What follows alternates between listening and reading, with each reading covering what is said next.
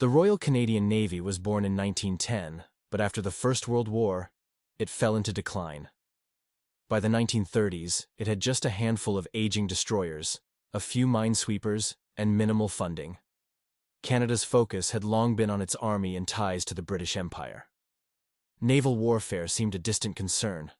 When Canada declared war on Germany on September 10, 1939, the RCN had 6 destroyers, 4 minesweepers, 3 auxiliary vessels. About 3,500 personnel. No one imagined this tiny force would soon command hundreds of ships in the North Atlantic. The Battle of the Atlantic began on day 1 of the war. Germany's U-boats prowled the ocean, aiming to cut Britain's supply lines. If Britain starved, the Allies would lose. Canada's geography made it vital. Halifax and St. John's became the starting points for convoys carrying food, weapons, and troops to Britain. At first, the RCN's role was limited to coastal patrols and escorting ships across the western Atlantic. But as the U-boat threat grew, Canada was drawn deeper into the fight. In 1940, Canada created the Halifax Escort Force, the beginning of a massive naval expansion. Canada launched an emergency shipbuilding program. The most famous result was the Flower-class corvette. Based on a whaling ship design, small, slow, but easy to build, perfect for escort duty in rough seas.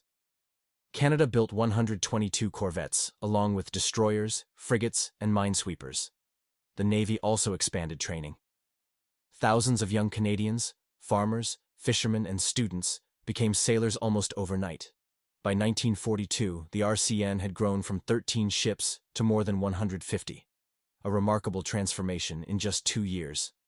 Life on the small escort ships was harsh. Crews of 80 to 100 men lived in cramped quarters. The North Atlantic's towering waves tossed the ships violently. Seasickness, freezing spray, and lack of privacy were constant. Food was basic, and shifts ran 4 hours on, 4 off, day and night. Yet despite these conditions, morale stayed high. The sailors knew their mission was vital: keep the convoys alive. Canadian ships formed escort groups, guarding merchant convoys across the Atlantic. They used sonar, ASDIC, to detect submarines, depth charges to attack them, later radar and air patrols. German wolfpacks, groups of U-boats, attacked at night, surfacing to fire torpedoes. Canadian escorts often fought running battles for days. They couldn't save every ship, but they saved many. By 1943, Canadian ships were involved in almost every transatlantic convoy. Their experience and tactics steadily improved. The war even reached Canada's shores.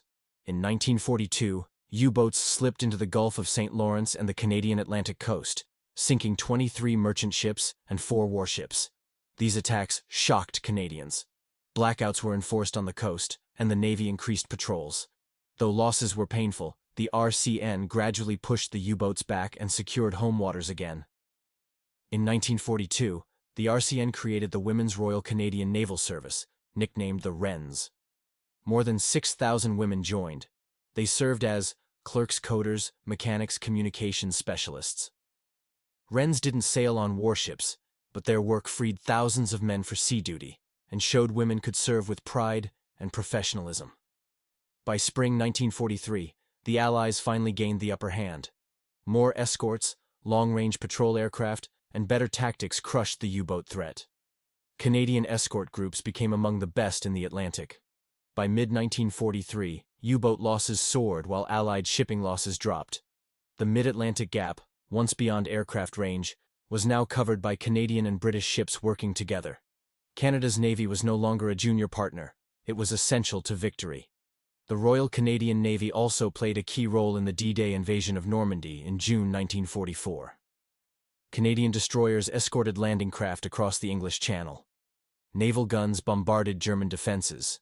Canadian sailors helped secure Juno Beach for the Canadian Army. It was the Navy's biggest operation of the war, and a symbol of how far it had come. By the war's end, the Royal Canadian Navy had grown into 400 warships, nearly 100,000 personnel, the third largest navy in the world, behind only the US and Britain. They escorted over 25,000 merchant ships, destroyed or captured more than 30 U-boats, and lost over 2,000 sailors. From a tiny force in 1939, the RCN had become a cornerstone of Allied victory.